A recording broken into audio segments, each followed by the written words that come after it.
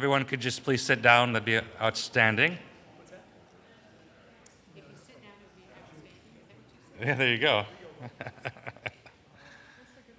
All right, well, I'd like to welcome everyone to the second of our 3 Beth Yeshurun Kulanu programs titled Campus Antisemitism. We are fortunate tonight to hear from Houston Hillel Rabbi Kenny Weiss and Emery Weiner Head of School Stuart to gain their perspective on this important and, as Stuart says, sadly relevant issue. As a parent of 3 high school and college-age kids, I find this issue personally relevant and believe educating ourselves and our kids on anti-Semitism prepares us all for the inevitable encounters on the athletic fields, in classrooms, on the university quad, and in student unions. It remains important to recognize that anti-Semitism spans our political spectrum and extends to sovereign nations and terrorist groups. There is no one anti-Semitic profile. Kulanu translates to all of us in Hebrew and is an ADL-inspired program designed to better educate, prepare, and combat anti-Semitism and hate in general. Beth Yeshurun is one of over 110 synagogues participating in Kulanu, and each shul crafts their own program to best fit their needs and capacity. Our committee elected to offer 3 programs touching 3 community-relevant subsets. 2 weeks ago, we hosted Community Security Director Al Tribble and Baylor College of Medicine Dean of Tropical Medicine Dr. Peter Hotez to discuss online anti-Semitism, including particular strange variant, you might say, dealing with vaccines and the coronavirus. On May 15th, we invite Rice University professor and head of Judaic Studies, Matthias Henze, to share a conversation with our own Rabbi Morgan on anti-Semitism in the Gospels and in early Christianity. All our programs are streamed live and will be uploaded to the Beth Yeshurun YouTube channel. If you have a question tonight for our experts, please request a question card and pen from our committee volunteers. Cards will be collected during the program, and we will try to answer as many as possible. A quick thank you to our Kulanu committee, Jennifer Rosenzweig and Rabbi Morgan, for the dedication to this program. Also, allow me to introduce and thank Justin Silver, the Senior Regional Director of BBYO Lone Star Region, for his partnership on tonight's program. During Q&A, we ask our teens to join Justin and ADL's Lisa Stone in the Zubowski A room next door for a short teen-focused program, cookies included. Last Sukkot, I met Sammy Shinderman under the sukkah for dinner. Each guest was asked to share a personal Jewish story from the last year. We went around the table, and Sammy left me speechless. Sammy is a senior at the DeBakey High School for Health Professions. He encountered anti-Semitism in his school hallway and displayed the most mature and constructive approach in his reaction and subsequent response. With that, allow me to introduce everyone tonight to Sammy Shinderman. I trust you will leave tonight inspired by his creativity and maturity and realize he embodies the Kulanu program by sharing his personal story with all of us. Sammy, if you could come up, please.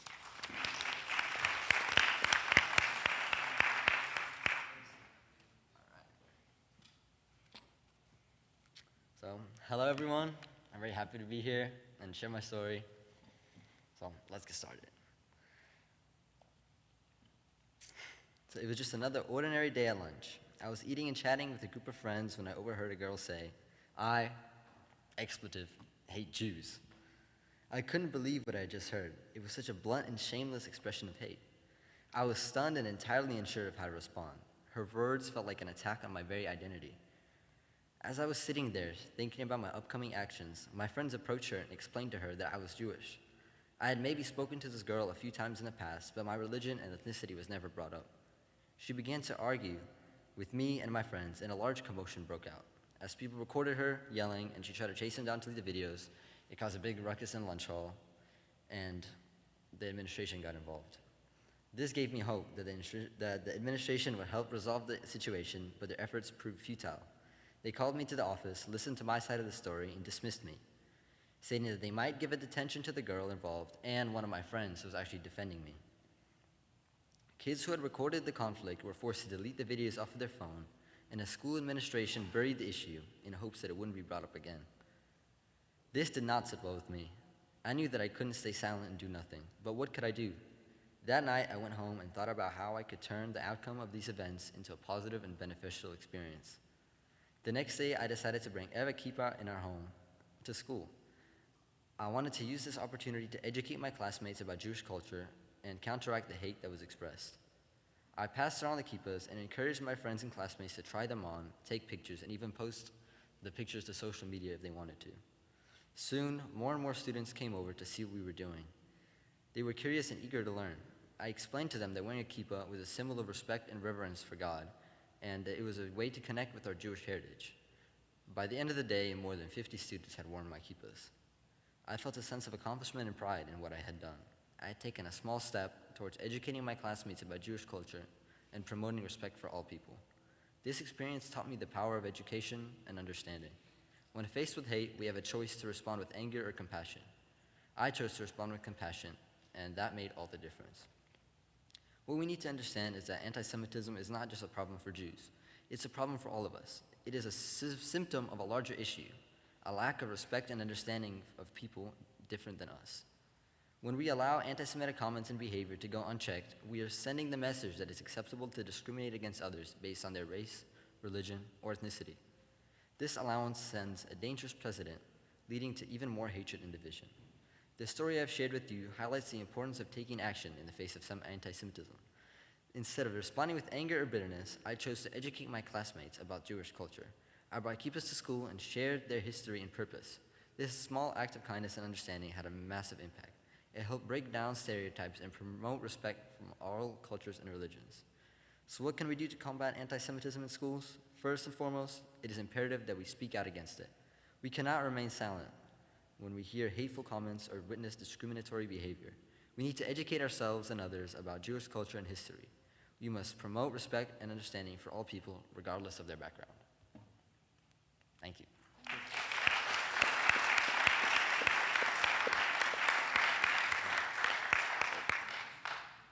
Any questions? Yes. What grade are you in? I'm a senior, but this happened last year And where? at Debate High School. And what are you hoping to do? Like after? I'm sorry? What are you going to do when you graduate? I'm gonna go to UT. And then what are you going to do?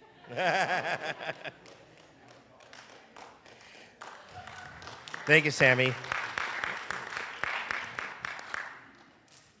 Sammy didn't mention one other thing. I talked with him before this program, and he also has invited several of his classmates over for Shabbat dinner.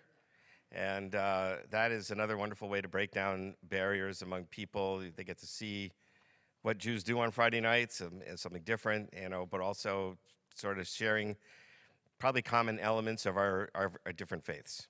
So thanks, Sammy, for all that you did. So tonight we're now going to hear from two experts on campus, but before, we're going to get sort of an overview from our ADL expert for the evening, Lisa Stone. Lisa was born and raised in Houston, moved up east for undergrad and grad work at Yale. She's been a Jewish educator for 52 years, while also using her master's in public health to work at MD Anderson Cancer Center. She's been the Goldenson Fellow at the ADL Southwest region for 6 years, providing workshops on how to deal with anti-Semitism and all forms of prejudice and hate, as well as coordinating ADL's new Kulanu initiative for Texas. So she is like the spearhead of the ADL's program here that we're doing tonight. She also teaches in the Houston Community's Kehillah High School and Beth Israel's Miriam Browning Jewish Learning Center, and co-chairs Beth Israel's Social Justice Committee. So please welcome Lisa Stone. Thank you very much. Mike's picking up. Everybody hear me? Okay. Thank you, Rabbi Morgan. Thank you, Jeremy, for all y'all are doing to support your congregants and the greater Houston Jewish community in the fight against anti-Semitism and all hate. ADL Southwest is very grateful to be your partners through Kulanu. Thank you also to Sammy for your leadership at DeBakey, and to Rabbi Weiss and Stuart for the campus leadership you all provide in this fight. ADL is the oldest anti-hate organization in the world, which is something we wish we didn't have to be. It was founded 110 years ago with a two-part mission: to stop the defamation of the Jewish people and to provide justice and fair treatment to all. Just a little thing there. We do this through 6 action goals: fight anti-Semitism, combat extremism of all kinds, disrupt online hate and harassment, protect civil rights, I lost my place. Yeah, challenge bias and secure democracy. Just a few little things we're working on. Our strategies include research and education, collaborations with lots of like-minded organizations, monitoring social media 24/7, legal challenges when possible and appropriate, legislative solutions, and coordination with law enforcement. Oh, by the way, you don't have to take notes. Everything I say is on adl.org, and I hope you will go there and just see what can be of use to you. ADL is also nonpartisan and nonprofit. We have 25 regional offices around the country, plus 1 in Israel and 1 in Europe. We believe that bias is universal, that diversity is a strength, that change is an ongoing process, and that prejudice is learned and therefore can be challenged and unlearned. One way we officially judge our success in all this work, we are criticized from both the right and the left, so we figure we're doing something right. Our main educational resources are No Place for Hate, which I hope you all have heard of, A World of Difference, Hate Uncycled, Echoes and Reflections, Bina, and Words to Action, and I'll tell you just a little bit about each of those.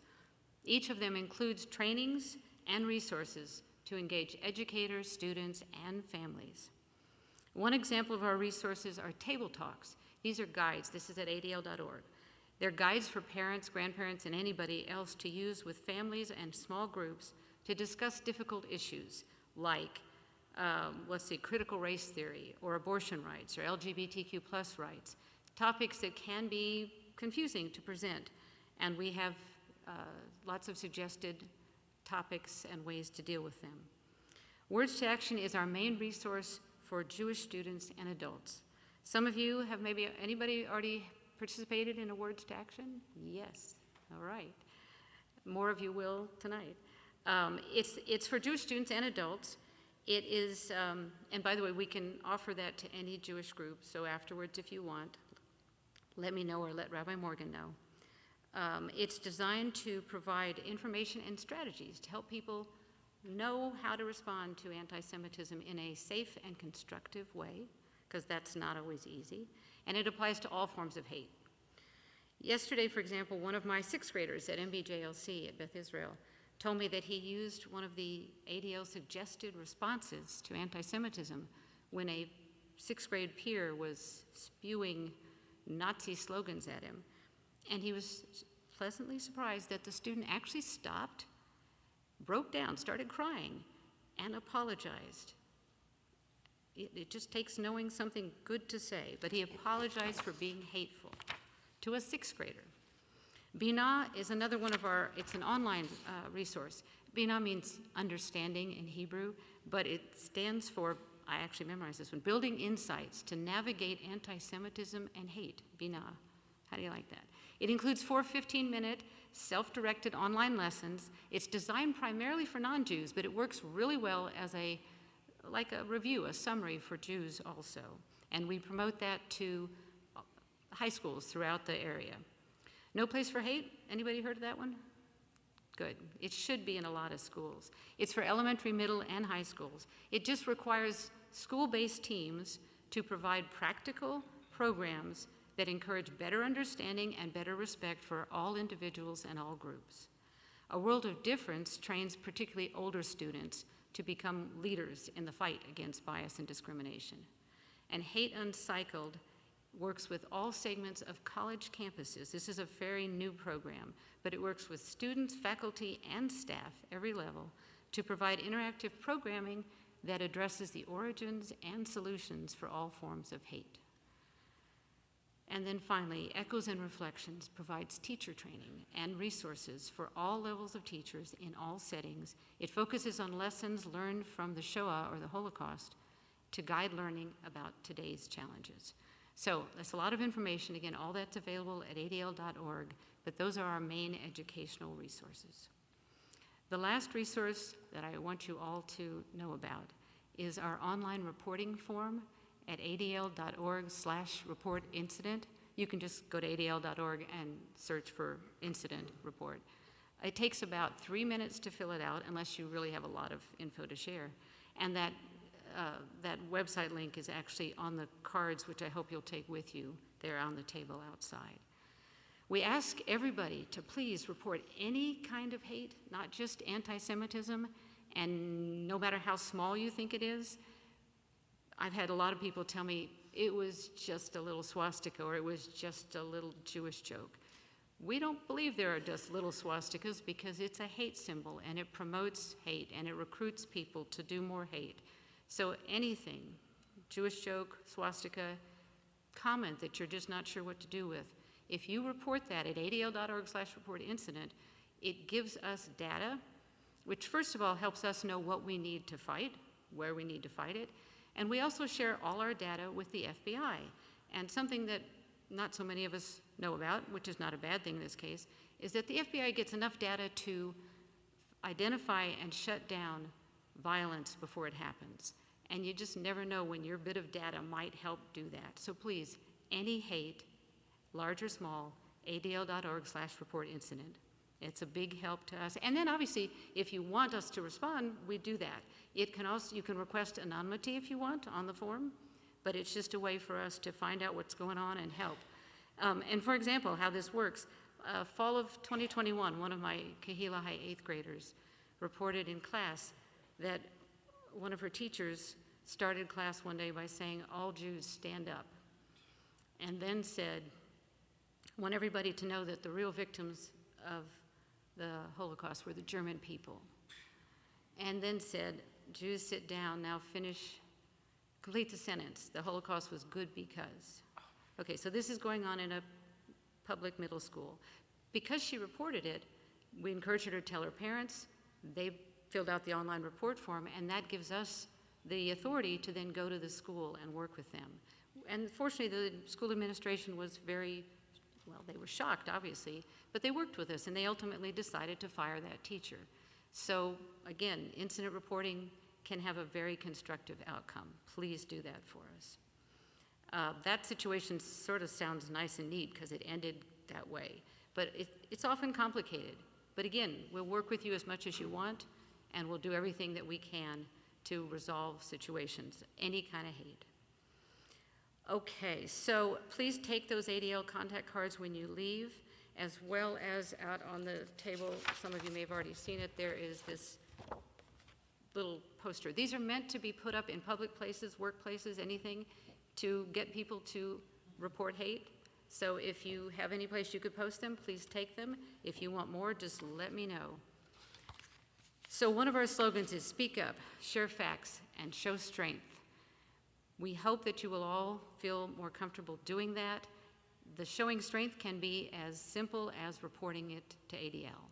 But if we all, it's realistic. We can slow down the normalization of hate. We can't stop hate, but we can slow it down. We can stop it from being normalized, which is what's been happening in our country in the past few years. And if we all speak up safely, constructively, we will slow it down. So thank you all very much for being here and for making time to be part of Kulanu at Beth Yeshurun.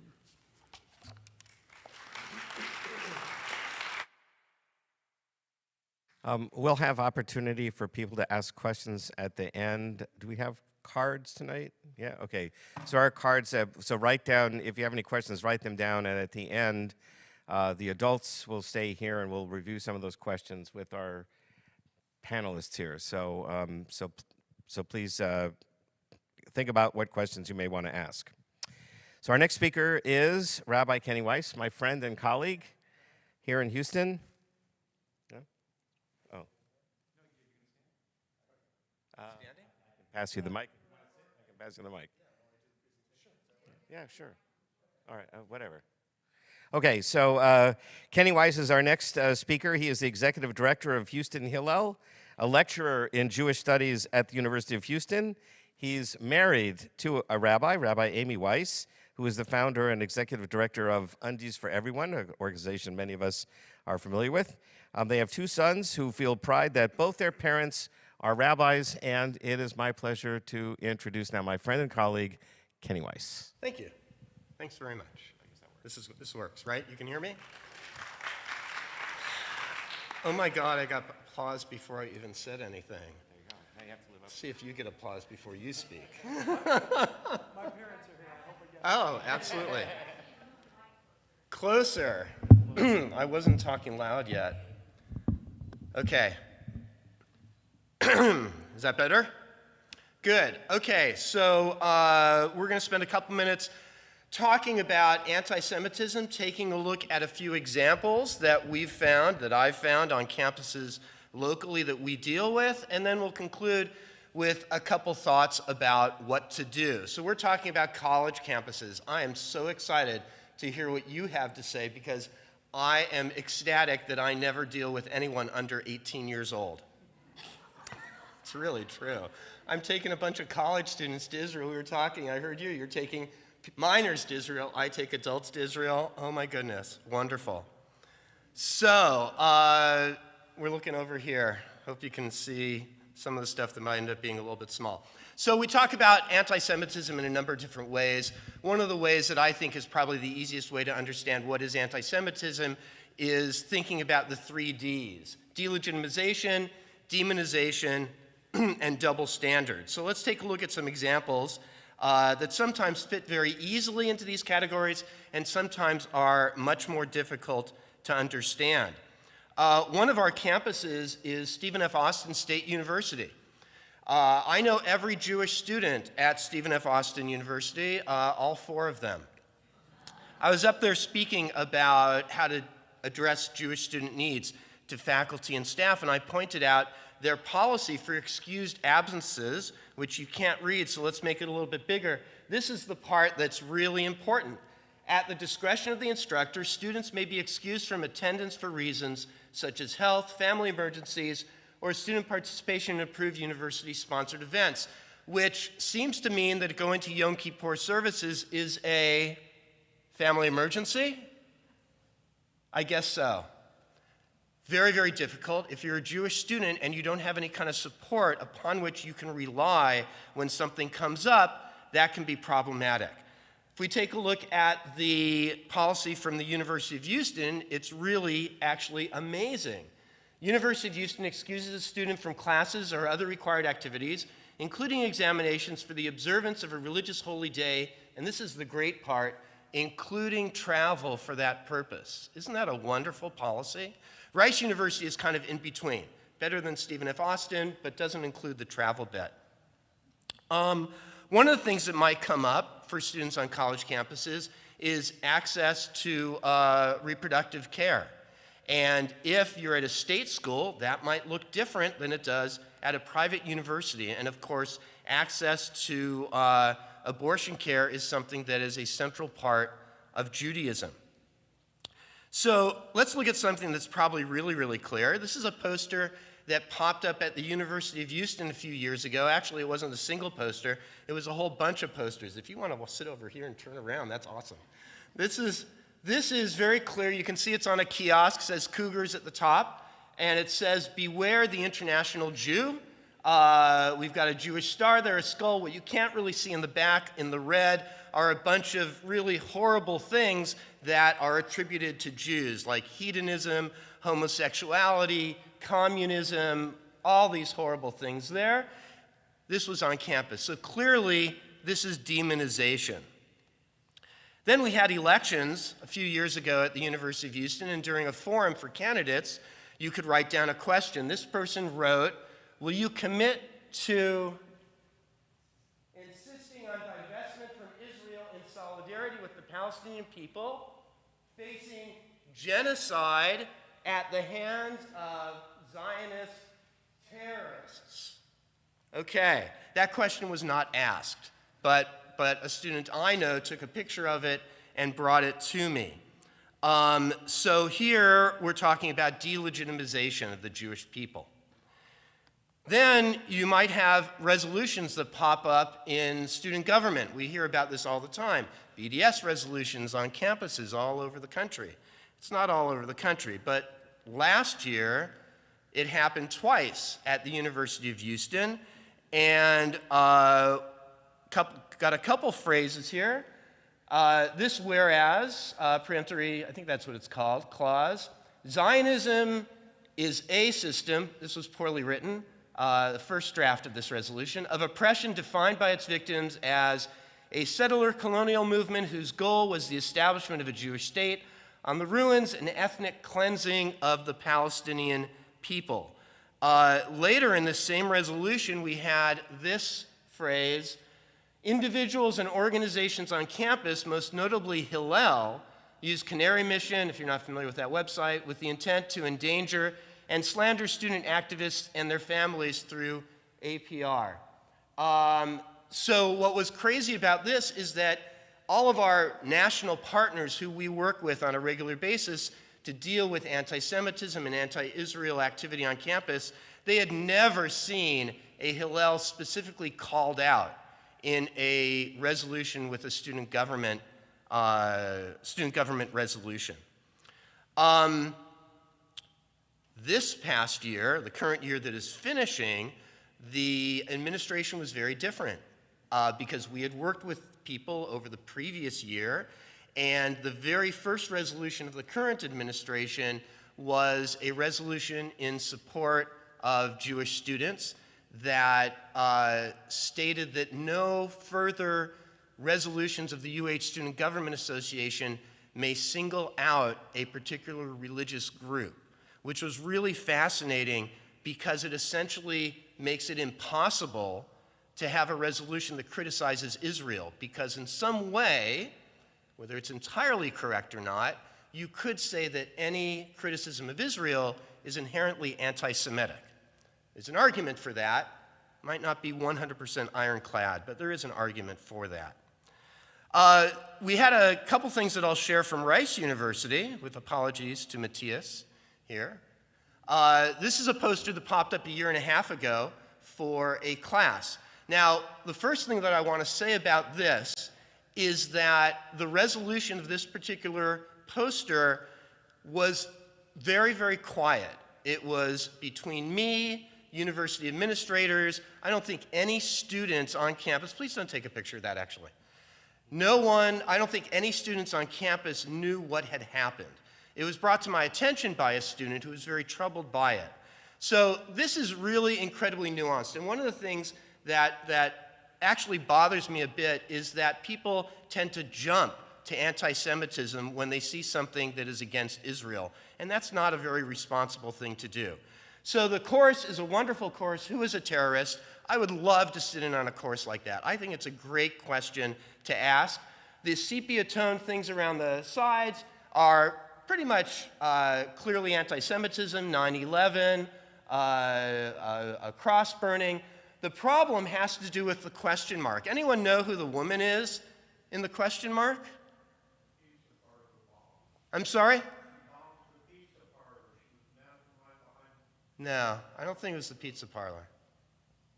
Layla Khaled, who hijacked 2 airplanes in 1969 and 1970, was captured, held in British prison for I think less than a year before she was released in a prisoner exchange. Israel, the United States, was not involved in any of this stuff. It was the British government that did the prisoner exchange. I believe she's still alive. So the problem has to do with the juxtaposition of the Israeli soldier and someone who is, in fact, a known terrorist. And the nuance that's very difficult has to do with demonization of the Jewish people, which happens when you collectively hold the Jewish people responsible for a real or perceived evil. And so, of course, the context of who is a terrorist juxtaposed with someone who is a terrorist, and the anonymous figure of the Israeli soldier with an Israeli flag, which of course is modeled on a Jewish prayer shawl, there's an argument that the image is anti-Semitic. Then one last thing to take a look at.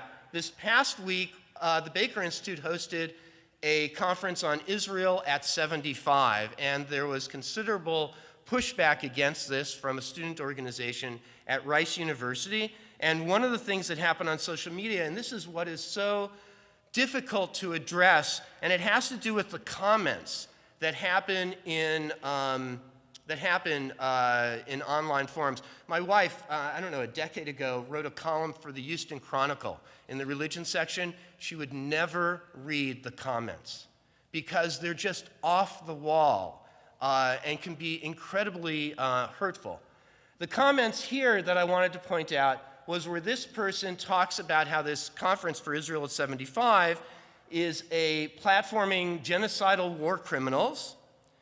Claims of genocide demonize the state of Israel and therefore is anti-Semitic. And this chant that we often hear that Palestine should be from the river to the sea. So what that means essentially is a one-state solution which has a anti-Israel or pro-Palestinian voting majority, which then denies Jewish right to self-determination, which is anti-Semitic because it's exclusive.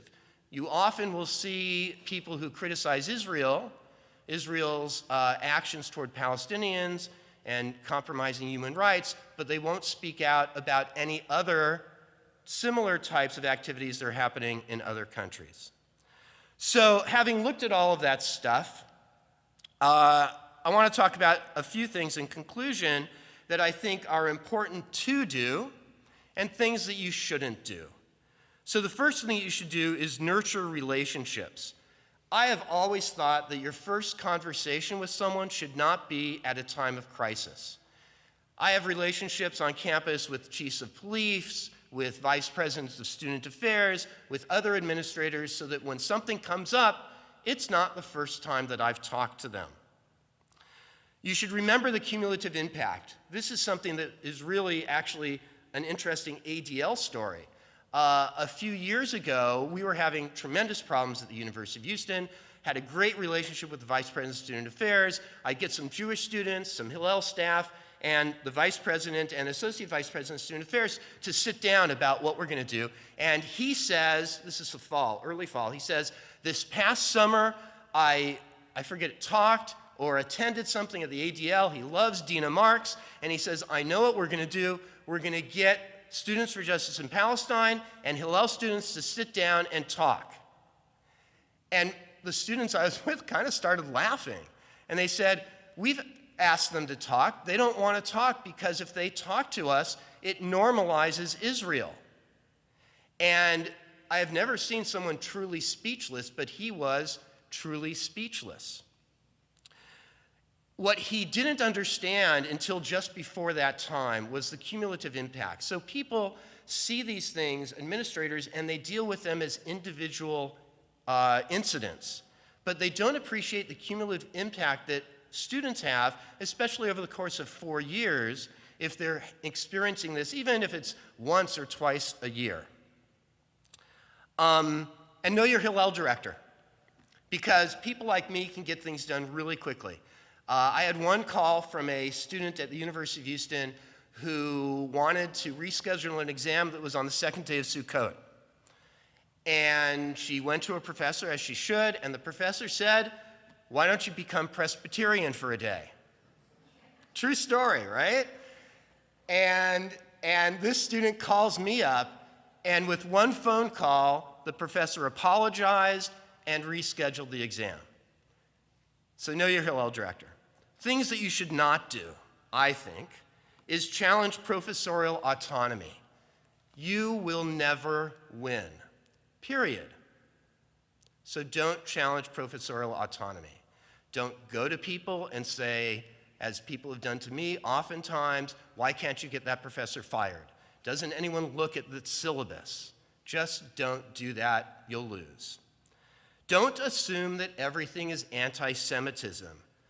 There was an incident at Rice University recently where a student wanted to start a chapter of Students Supporting Israel. And this was about 6 months after Students for Justice in Palestine had been approved as a student organization. And the SSI, Students Supporting Israel, application was denied. It was accepted, then it was denied, and the students heard that, well, it was entered in the wrong spreadsheet, something like this. And immediately SSI, which does some good work on behalf of Israel, but is one of the more out there and in-your-face pro-Israel campus organizations, immediately told the student to write letters to the editor of the newspaper, to call up all the administrators, and they sent out a fundraising email talking about how SSI at Rice had been denied. I make an appointment with someone I know. I start making some phone calls. What had really happened was that it was right after the pandemic had pretty much concluded. Students, the university community had lost their sense of orally transmitted history. Upper class students were now living off campus, were not involved in student life. You had a bunch of first and second year students who didn't know how things were supposed to happen because they didn't happen the previous year. And then you ended up with an administrator supervising student government who had only joined the university staff 3 months earlier. It was like a confluence of honest mistakes. And to jump to anti-Semitism is not the right thing to do. And very quickly, that chapter of SSI was approved at Rice University, and they've done some amazing stuff. And then the final thing that you should never do is do not stay away from schools that you perceive are not friendly to Jewish students, because you're wrong. You're absolutely wrong. Whatever you hear about horrible environments for Jewish students at universities is simply false. There's vibrant student life at all of these places, and the number of students who you think are affected by what you think is horrible at that university is really, really small. When we think about last week at Rice University and this big uproar about the Israel at 75 conference, my staff and I, we were really checking in with students. Are you okay? Do you need to talk? And we got 3 responses. The first was, I don't even know what you're talking about. The second, much smaller response was, I don't care. And the third response is, I'm studying for finals. Thanks very much.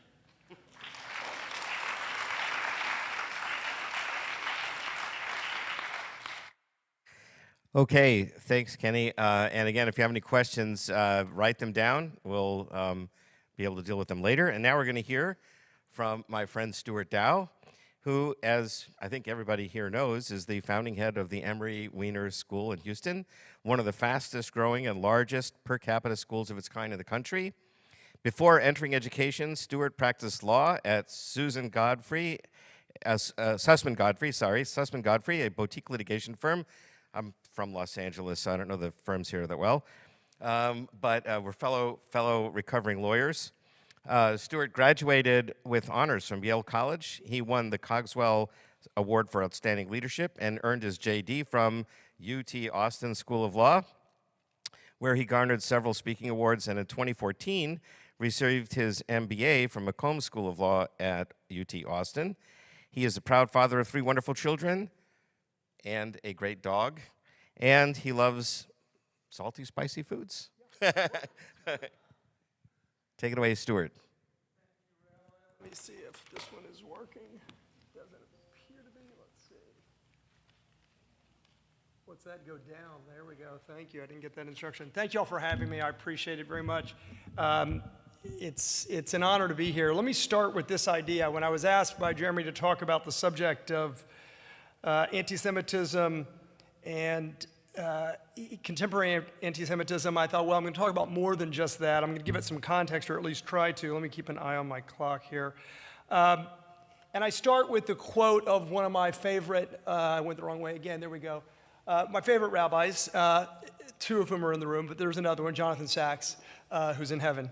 Rabbi Sachs says, all of us, meaning Jews, members of the Jewish people, are in some ways survivors.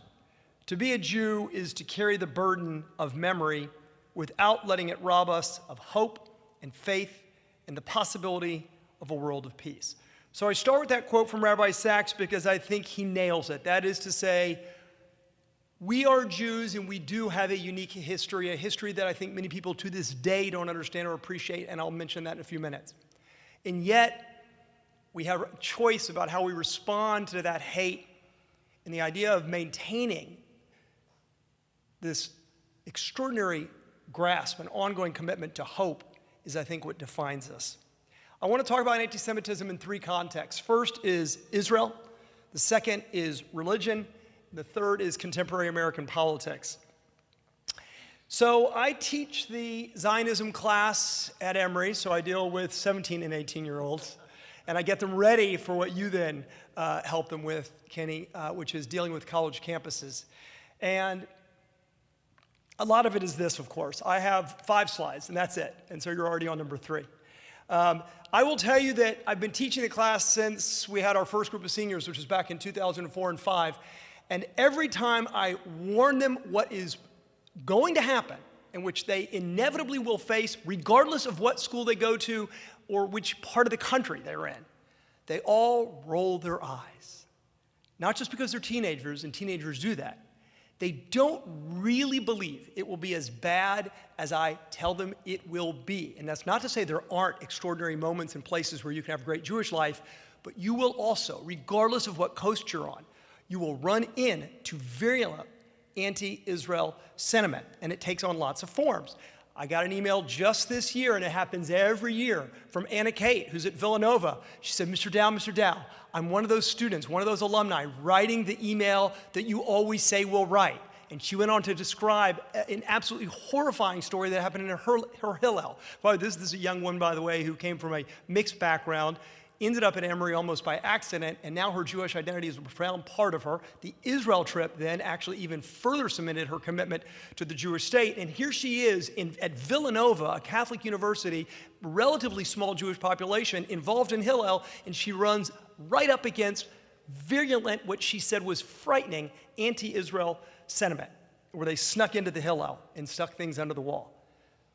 Just this week, my student Grant showed me pictures from his brother Max, who graduated a couple years ago from Emery. He's at Northwestern. And Grant, Max's brother, was showing me photos of virulent anti-Israel protests on Yom HaAtzmaut at Northwestern.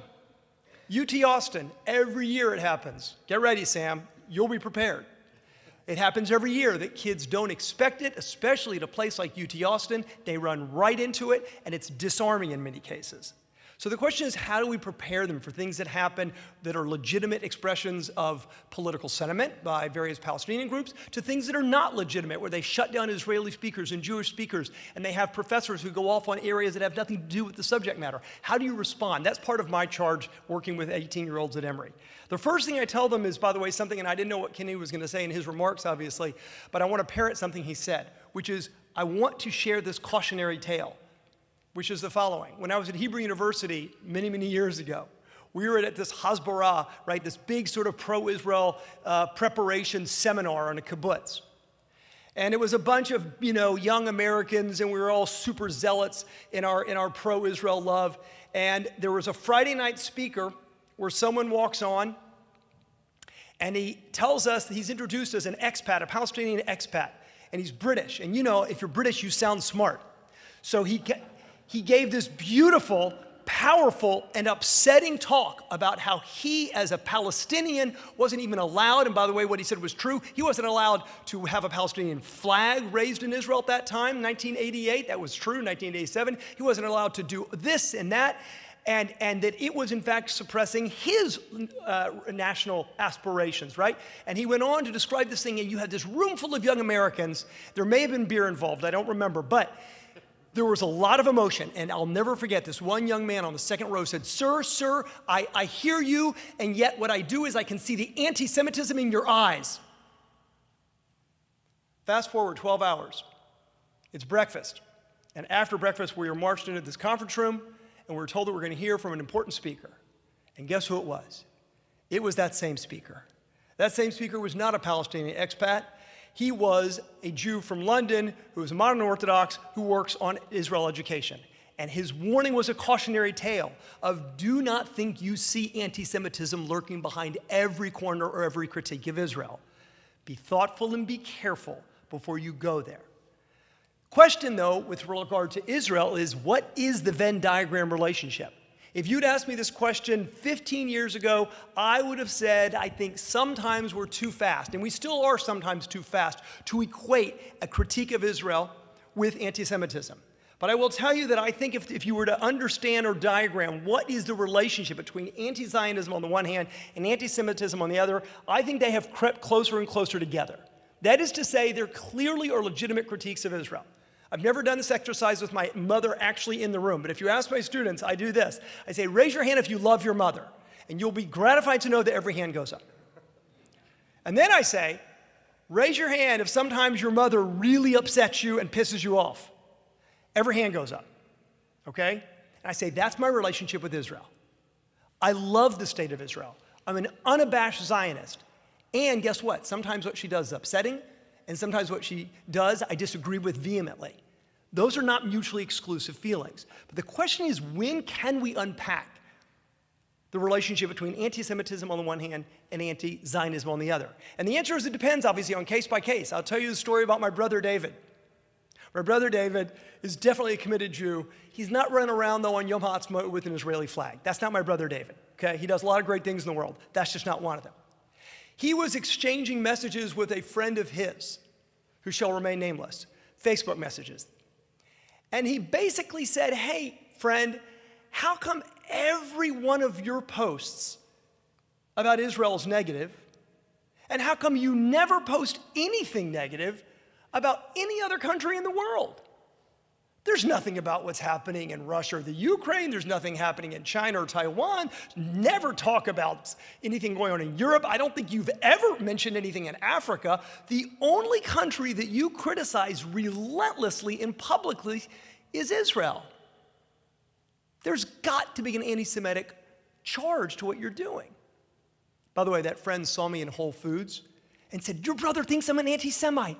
I said, just let me buy my apples. But there is a dynamic and a relationship, and part of our charge is to understand it and to acknowledge it because I think it's real, even though it's not always easy to unpack what that Venn diagram relationship is. Let's talk about religion for a second, and this will come back actually and touch on Israel as well. Oops, I went too fast.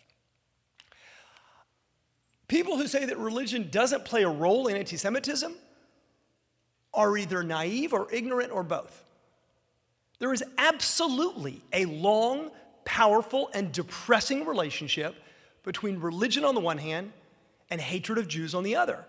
On the left, by the way, is of course the horrible depiction on a German church from the 15th century of Jews sucking at the teat of a pig, right, with a rabbi behind them, right? This is a church, by the way, where Martin Luther actually preached and gave sermons, right? Martin Luther, of course, is a horribly infamous anti-Semite, but of course anti-Semitism in Christianity started long before Martin Luther.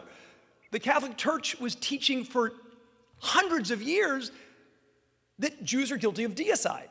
You can't teach that an entire people have killed God and not expect there to be negative consequences. So of course Europe had deeply embedded systemic anti-Semitism.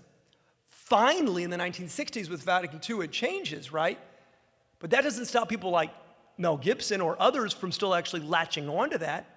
So it is real. By the way, I was asked a few years ago to speak at a panel related to Passion of the Christ.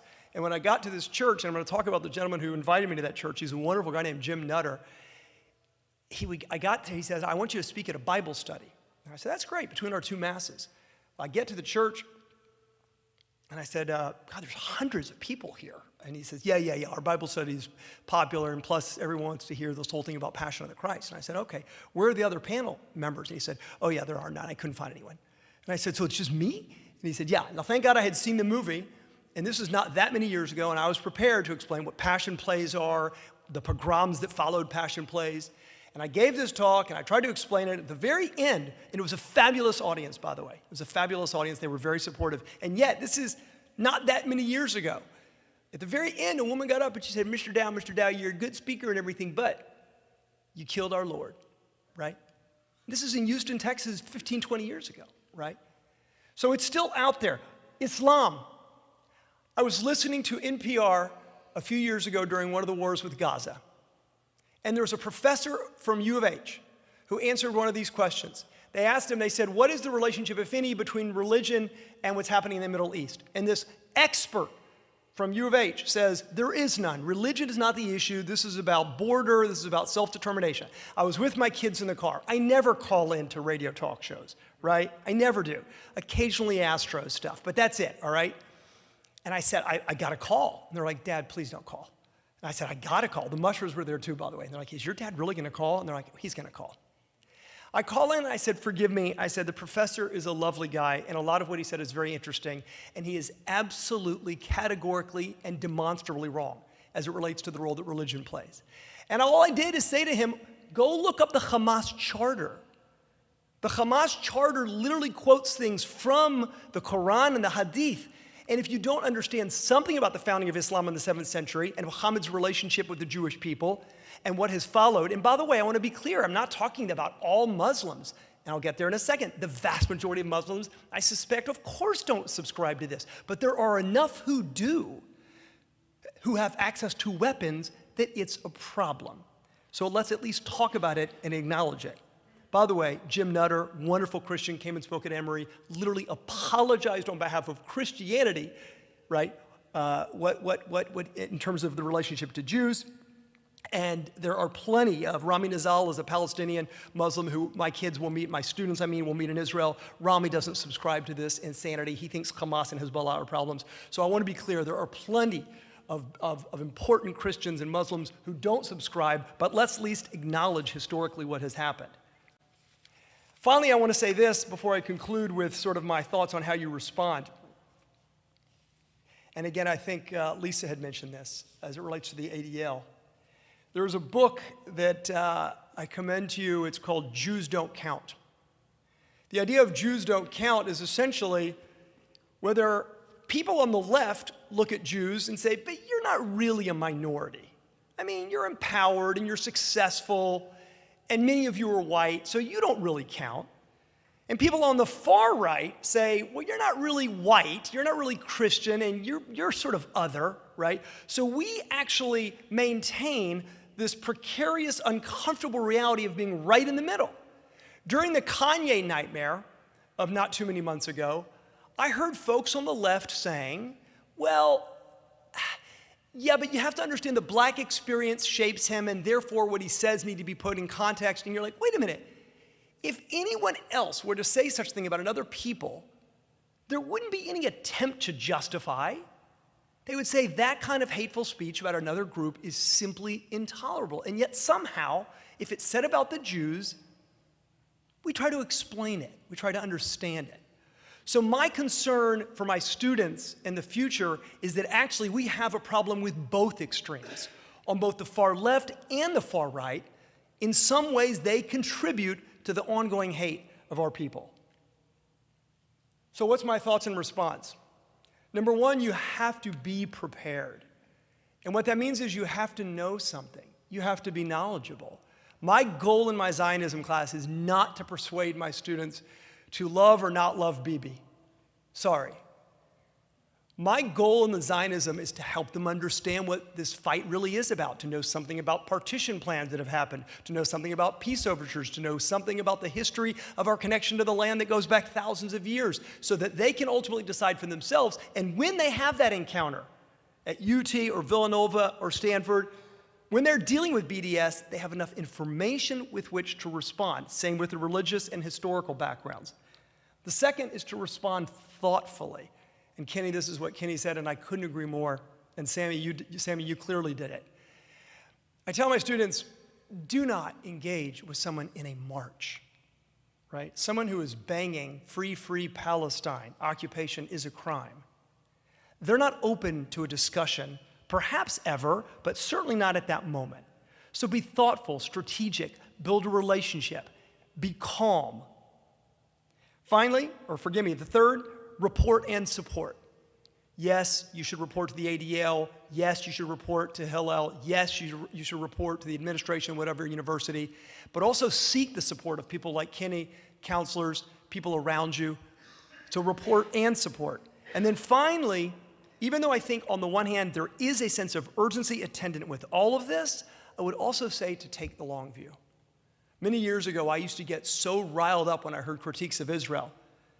And I finally realized, you know what? Some lunatic on a radio show is not actually going to cause us to give back the Golan Heights just yet, right? Take the long view and realize we actually are in many ways safer than ever, despite the rise of anti-Semitism in this country, in Europe, and across the world. We are going to be fine. It doesn't mean we don't fight the fight. It doesn't mean we don't report, but take the long view and be thoughtful about how you respond. Thanks very much for having me here. Wow. Thanks, Stuart. So I guess if we have any questions, please pass them to, we have some people collecting questions.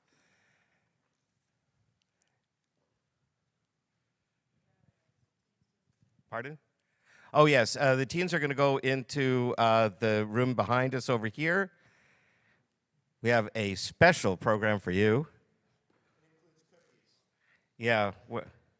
Yeah, the adults get cookies later. It's delayed gratification.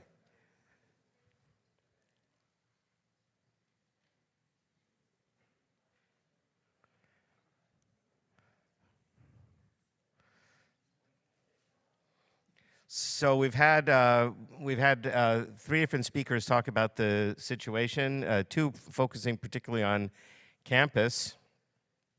You know, Stuart, actually, before we get to the other questions, since I want to ask you a question now while we're waiting for the other ones, you didn't mention a situation that I heard came up in a sporting event. And I don't know if you want to mention that or talk about that at all, but... Sure.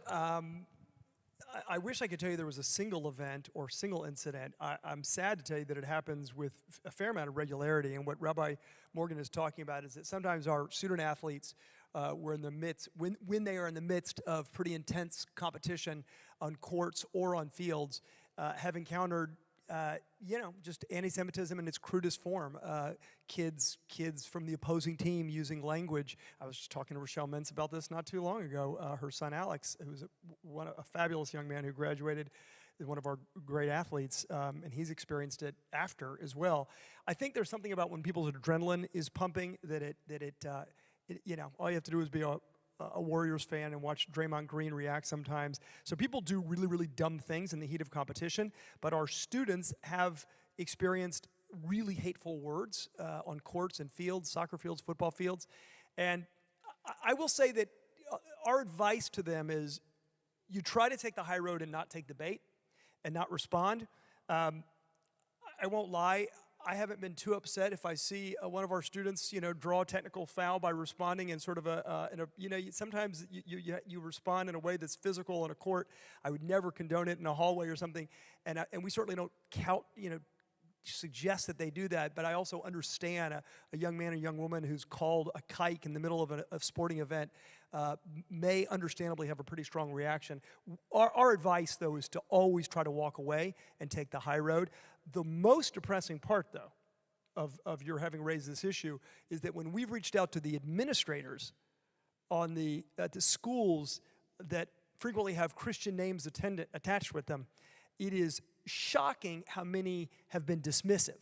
At one point, I said to a head of another school that I won't mention and his athletic director, I said, well, what if we were to do sort of a swap where someone from your school and community can come speak to our kids so that our kids have a better sense of what y'all's religious tradition and faith and community is about, and in turn we can provide someone, not me, one of our students, one of my colleagues can come speak to your kids and community.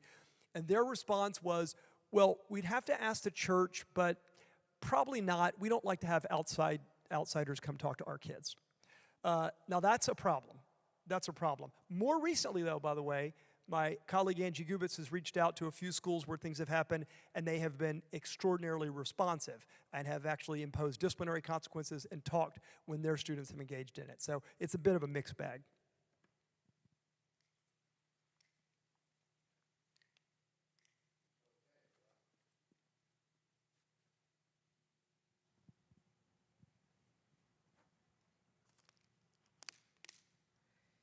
Okay, so I think you've kind of addressed this question already, Stuart, so I'm going to start by asking Kenny. In 2023, how do you advise kids or adults to handle anti-Semitic situations they encounter, like in the moment? I think you actually alluded to this. You alluded to this a little bit already, but yeah, what do you do when you see it? And maybe besides in the moment, what do you do afterwards? I would add that also. In the moment is challenging. I mean, I think the most important part is this on? Yeah. Okay, I think the most important part is what Stuart was talking about, because and the preparation that you're talking about with your students is so important, because you kind of don't know what to say. You can be caught off guard, and I got to tell you, this is really, really difficult stuff. To advocate for Israel in a knowledgeable way is incredibly challenging. I think that it's a noble pursuit with teens. I think it's a very difficult thing to actually achieve. So I'm not sure that it really happens. You know, we had, it's not exactly the same, but at the University of Houston, we had a number of years ago, Jews for Jesus. And Jews do not know Scripture, right? We don't quote chapter and verse. Christians tend to do better than that, do better on that than us. And Jews for Jesus, when they come in, not only do they do it really well, but you can't argue because they're often quoting verses from Scripture that don't exist. And so how do you deal with that? And I think, unfortunately, some of it is kind of catching up afterwards. You know, hopefully you have a relationship, which is what totally you were talking about. You have students who connect with you and send you emails after they leave. That's what's so important. You need to have a situation where people feel comfortable enough processing something afterwards. You know, maybe you miss an opportunity at that time, but hopefully you'll be better prepared to deal with it when it happens again. And as Stuart, you very clearly said, it will definitely happen again. You know, they're going to run into this stuff again. Along those lines, I remember reading a story, and these are anecdotal and probably unfortunately too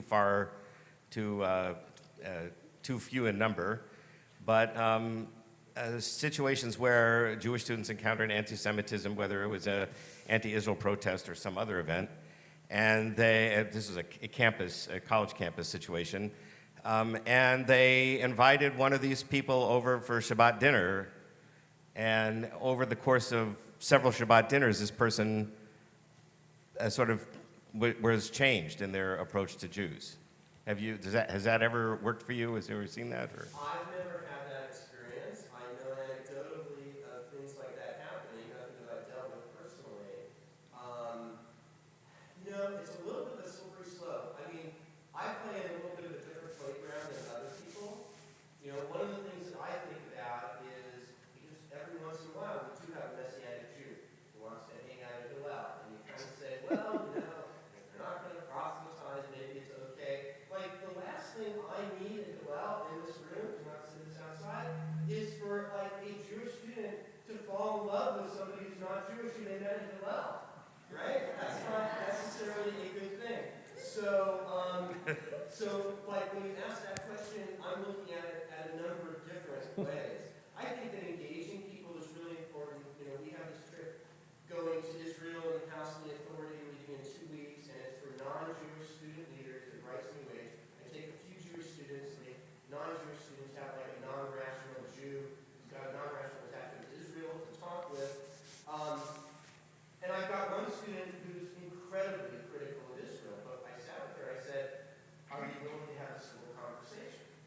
And are you willing to listen to other views and perhaps change your mind if you hear something that makes sense? And this person said yes,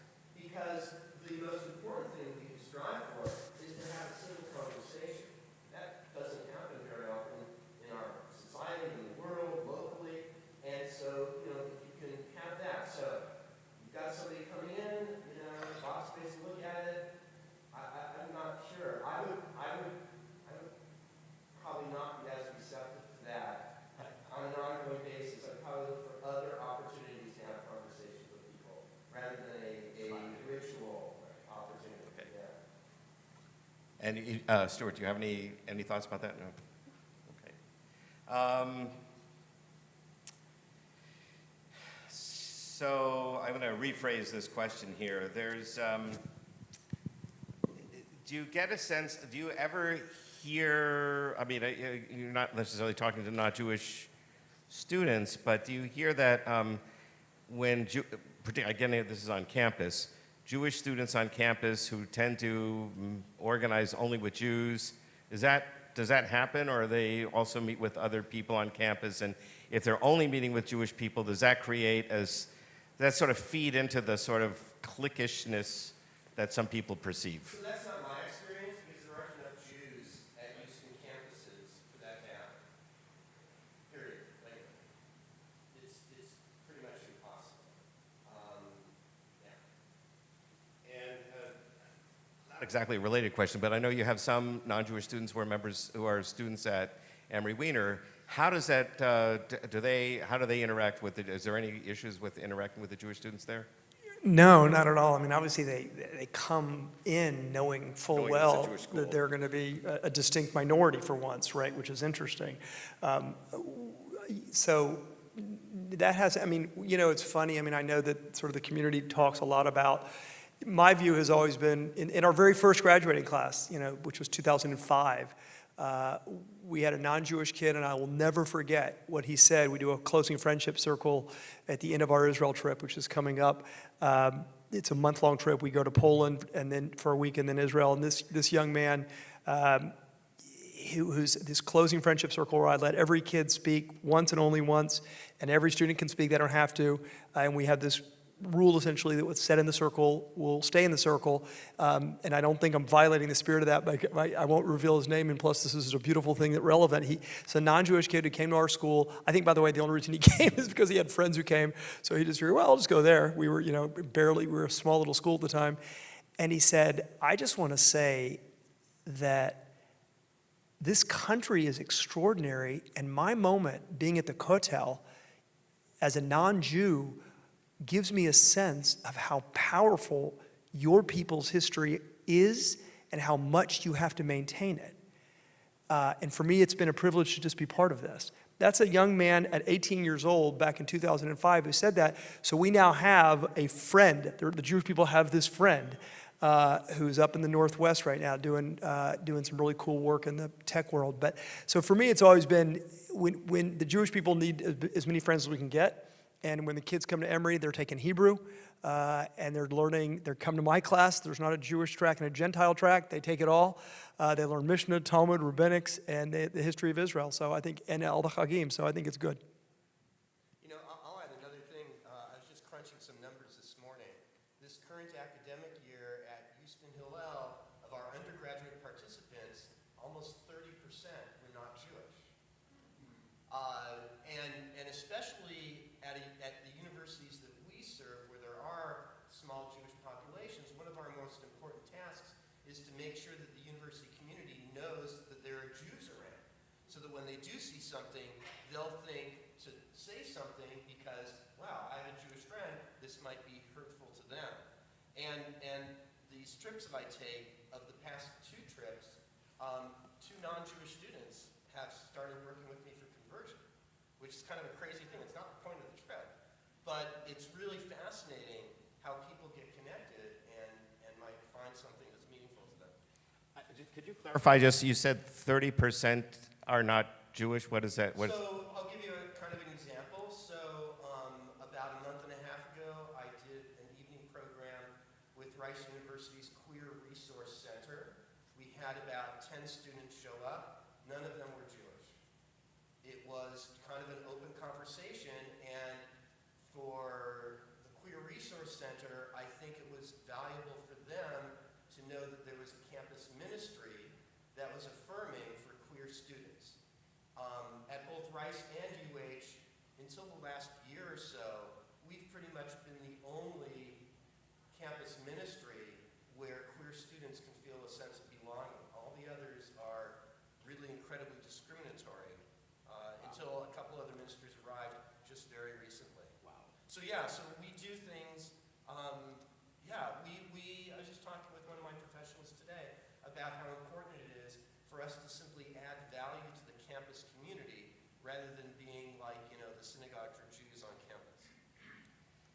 So that relates to another question that was over here about intersectionality. This is like an issue in many across the country, right? The Gay Pride Parade in Chicago, I think, one year, excluded Jews because they were pro-Israel, and we don't want pro-Israel people marching with us. And so it sounds like you don't have that problem at. No, we totally have that problem. Without a doubt. Thanks for being facetious. Yeah, totally have that problem. And it's a fascinating issue for those of us who are over 55 years old, I'd say, because our heroes marched with Martin Luther King, right? And so we're thinking, wow, blacks and Jews. But that's not what's going on now, right? Black student unions at college campuses identify with Palestinian students over a shared history of persecution. And it's the same for the women's organizations on campus and the queer organizations on campus. All of them have this intersectionality of shared oppression that is very, very difficult for the Jewish groups to overcome. And it's kind of compounded by this problem that the Jewish community has of continuing to highlight prominent Jews who did amazing work when I was like 3 years old, but are not the contemporary heroes of people who are in their teens and 20s. I think there are ways to address it. I completely agree with everything that Kenny said. I remember several years ago when I ran into an intersectionality argument as it relates to LGBTQ rights, for example. And by the way, this intersectionality happens where Israel or Jews are demonized for lots of reasons. And it is, for example, they view Israel, they have no idea that more than 50% of the Israeli population are Jews of color, right, or Mizrahim. They have no idea, right? They just have this in stereotype that we all look like David Ben-Gurion. And so it was just a bunch of white Europeans who went there, right? That's not true, but they don't know it. And they don't really sort of care to know it because emotionally it's not sort of where they are anyway, right? On the LGBTQ argument, I remember at one point getting into, this may have been where I wasn't as good about being calm, but at a previous point in my life, I was arguing with a bunch of left-leaning friends who were very anti-Israel, and two of them were gay, and I said, can I just ask you a question? I said, I want you to imagine one thing. Are you aware of where the only two gay pride marches in the entire Middle East are? Only two. Jerusalem and Tel Aviv, right? And so this rainbow flag that I will hold up and support with you because I care about you, you can't do it in literally any other part of the Middle East without sort of endangering your life, right? So, but they don't necessarily know it, right? And by the way, I do think, though, it can't always be about sort of us being right and them being wrong, so to speak, right? To the extent, and this goes back to, I think, that something that Kenny said is, in many cases, and maybe I think Sammy said it actually, what's the ideology, sort of the etiology of their anger or their hurt? Do they actually even necessarily, they probably have a feeling that they've been disenfranchised. They have a feeling they've been oppressed. And in fact, they may have that experience is probably real. And they're not aware that the Jewish people have also felt it, expressed it, that Israel is what it is in terms of gay rights and women's rights. They don't necessarily know. So part of it is just being thoughtful and calm about, number one, affirming the feelings that they have, and then trying to educate them on some of the facts, to the extent that the facts are good for our people, which in many instances they are, of course. Which is why it's so important to have relationships. You know, you go to maybe not at some other universities, but I was at Stephen F. Austin, and we had this interfaith thing with just a few Jews and a whole bunch of non-Jews from this other campus ministry. And somebody asked the question, do you experience anti-Semitism at Stephen F. Austin? And I turned to the student leader, who was a senior at the university, his name was Jay, and I said, Jay,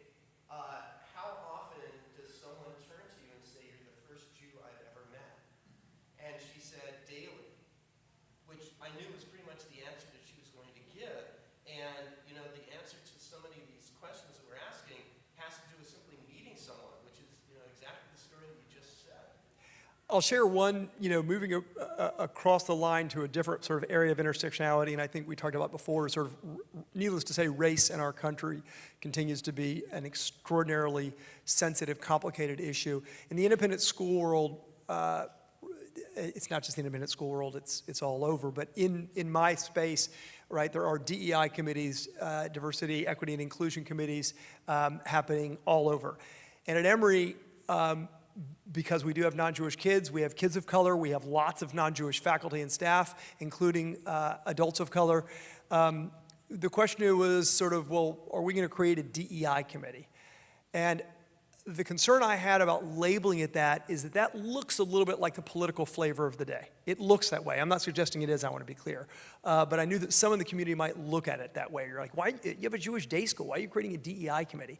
So actually, we have a group that's called the Shook, which was intentionally not called the DEI committee, even though they do a lot of work that's certainly consistent with DEI work. And the Shook is an acronym, a Hebrew acronym that means community and inclusion. And it also represents the idea of a marketplace, a shuk, right? So we sort of accomplished a couple different things by naming it that. But issues of race, and especially if for African Americans or blacks in our country and Judaism and Jews, is complicated. I was going to tell a story back when I was in college about, I still remember a black woman named Lisa looking at me and saying, "You are a white man, you don't understand what it means to be oppressed." And I said to her, "Lisa, it is true that when I walk into a convenience store, if I walk into Wawa's late at night, it's true that to the shop owner, I look like a white man. But it is also true that my grandmother's family was wiped out in the Shoah, right? And that I can tell you story after story about anti-Semitism that my family and that our people have experienced. Those are both true, right? And I was going to tell you that story that dates back many, many decades ago, when in fact today in my office, I had a Hebrew teacher who's a fabulous educator, human being, who told me that she literally just this week had an African-American woman say to her, "But you're a rich white Jew." And Vered said, "Okay, let me talk about my past." And actually, Vered is the daughter of Holocaust survivors, and Vered has an extraordinary story. And this woman just didn't know. She just saw Vered as, "You're a white European Jew, everything must be good for you." And so sort of this place of, that's a form of intersectionality, but it gets born out of a lot of things, pain and also ignorance.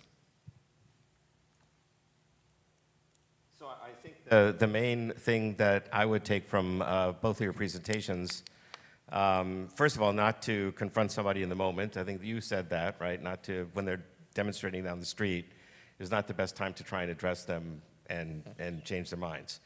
But developing relationships with people who you can have relationships with, and mostly educating when you can educate, I think that's a factor. Like to explain. Yeah, I'm, like you said in your two instances you just mentioned, what it's like to be Jewish, that they probably just don't understand. They probably don't understand. I attended the program at Rice University this last week, and there were demonstrators out there, and they were mostly being ignored, although they had big bullhorns. And one phrase, I wasn't listening to all they said, but one of the things they said was, "We want 1948," which, for those of you who can't figure that out, that's saying we want the end of Israel, right? It's from the river to the sea, Palestine will be free, and the Jews who are there can find some other place to live. My guess is most of the people there probably may not have known that that was the consequences of what they were saying. Some of them did, certainly, and didn't care. And, but there is some, I guess, some education that needs to be done somewhere before they get up to demonstrating, or at least the people who may be listening to them demonstrating. Maybe that's the better thing, because you can't really change their minds necessarily, but you can change people's minds who are the people who are there who are listening, and say, look, this is our story. It's not European colonialism. We, like you said, you've said also, for thousands of years have planned to go back to Israel, talked about made efforts to go back to Israel. It's all over the Bible, it's all over our prayer book, it's in our literature all over the place. We don't see ourselves as European colonialists, right? We see ourselves as people coming home. That there's another people there is the reason why we need to, in my opinion, find some kind of a compromise. But if you don't start from the position that there's two peoples claiming the same territory, you won't get to any kind of a resolution, any kind of a peaceful resolution. Do any of you have any final thoughts? No, last thing I'll say is that we actually talk about you can have more than one indigenous group, right? And so we talk about this notion of who's indigenous and what does that mean, and so that again, it can be done where you appreciate the other narrative, because in many instances they're just not even aware of historical. For them, it is ancient history, literally, right? Assuming they even knew it. So, being indigenous and recognizing the complexities of historical shifts is important, but many times it's truly just a case of not even knowing. Okay, well, I think we ran out of questions over here. We have refreshments in the back and the cards from the ADL. Please take the information from the ADL, and we'll be here if you have other things you want to approach us privately about. We'll be here to answer questions. Thank you all for coming.